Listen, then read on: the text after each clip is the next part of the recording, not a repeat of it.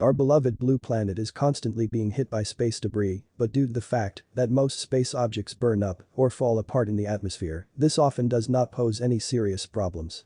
Even if an object reaches the surface of the planet, it is often small, and the damage it causes is insignificant. However, of course, very rarely there are cases when something very large flies through the atmosphere, and in this case very significant damage is caused. Fortunately, such falls are extremely rare, but they are worth knowing about, at least in order to remember that there are forces in the universe that can disrupt people's everyday lives in a couple of minutes. Where and when did these monsters fall to the ground? Let's turn to the geological records and find out. Let's go. Arizona apparently lacked the fact that they have a Grand Canyon, so about 50,000 years ago there was added another tourist attraction when a 50-meter meteorite landed in the northern desert, which left a crater with a diameter of 1,200 meters and a depth of 180 meters. Scientists believe that the meteorite, as a result of which the crater was formed, flew at a speed of about 55,000 kilometers per hour and caused an explosion more powerful than the atomic bomb dropped on Hiroshima, about 150 times. Some scientists initially doubted that the crater was formed by a meteorite since the meteorite itself is not there, but according to modern ideas of scientists, the stone simply melted during the explosion, spreading molten nickel and iron over the surrounding area. Although its diameter is not that large, its lack of erosion makes it an impressive sight.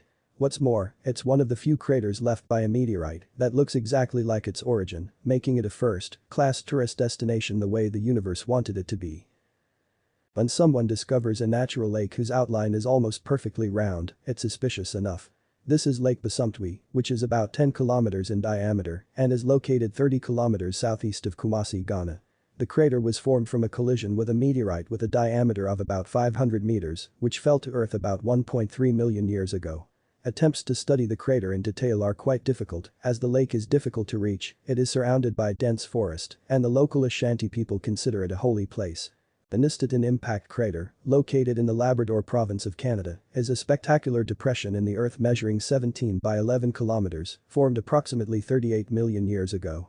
The crater was probably originally much larger, but has shrunk over time due to the erosion it has undergone due to the many glaciers that have passed through Canada over the past millions of years. This crater is unique in that, unlike most impact craters, it is elliptical in shape rather than circular, indicating that the meteorite fell at an acute angle rather than flat, as in most meteorite falls.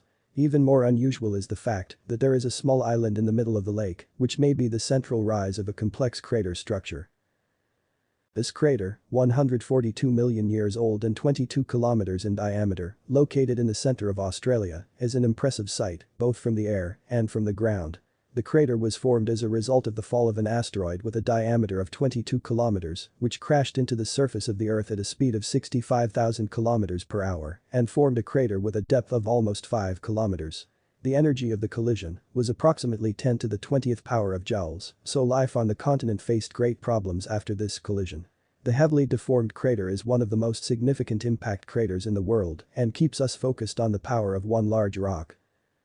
Finding one impact crater is cool, and finding two impact craters next to each other is doubly cool. This is exactly what happened when the asteroid broke in two upon entering the Earth's atmosphere 290 million years ago, resulting in the formation of two impact craters on the eastern shore of Hudson Bay. Since then, erosion and glaciers have severely eroded the original craters, but what remains is still an impressive sight. The diameter of one lake is 36 kilometers, and the second is about 26 kilometers. Given that the craters were formed 290 million years ago and were heavily eroded, how large they were initially can only be imagined. This is a controversial point, since there are no parts left of the hypothetical meteorite, and what exactly fell into Siberia 105 years ago is not completely clear. The only thing that can be said with certainty is that something large and moving at high speed exploded near the Tunguska River in June 1908, leaving behind fallen trees in an area of 2,000 square kilometers. The explosion was so strong that it was recorded by instruments even in the UK.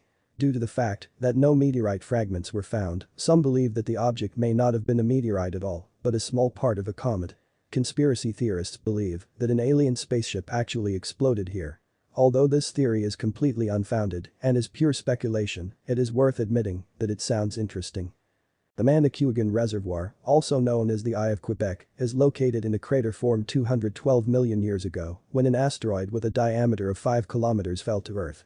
The 100-kilometer-wide crater that remained after the fall was destroyed by glaciers and other erosive processes, but it still remains an impressive sight. What is unique about this crater is that nature did not fill it with water, forming an almost perfectly round lake. The crater basically remained dry, surrounded by a ring of water. A great place to build a castle here. Apparently Canada and the impact craters are very fond of each other. The birthplace of singer Alanis Morissette is a favorite place for meteorite falls. The largest crater in Canada left by a meteorite impact is located near Sudbury, Ontario. This crater is already 1.85 billion years old, and its dimensions are 65 kilometers in length, 25 in width and 14 in depth. 162,000 people live here, and there are also many mining enterprises that discovered a century ago that the crater is very rich in nickel due to a fallen asteroid. The crater is so rich in this element that it produces about 10% of the world's nickel production. Perhaps the fall of this meteorite caused the extinction of the dinosaurs, but this is definitely the most powerful collision with an asteroid in the history of the Earth. The collision occurred approximately 65 million years ago, when an asteroid the size of a small city crashed into the Earth with an energy of 100 teratons in TNT equivalent. For those who like accurate data, that's about 1 billion kilotons. Compare this energy with the atomic bomb dropped on Hiroshima, with a capacity of 20 kilotons, and the impact of this collision will become clearer.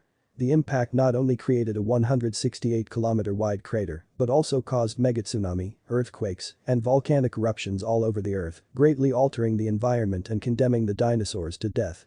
Although Chicxulub crater is more famous, compared to Vredefort crater in the South African Republic, 300 kilometers wide, it is a common pothole. Vredefort is currently the largest impact crater on Earth. Fortunately, the meteorite that fell 2 billion years ago did not cause significant damage to life on Earth, since at that time there were no multicellular organisms. The collision had undoubtedly changed the Earth's climate, but there was no one to notice.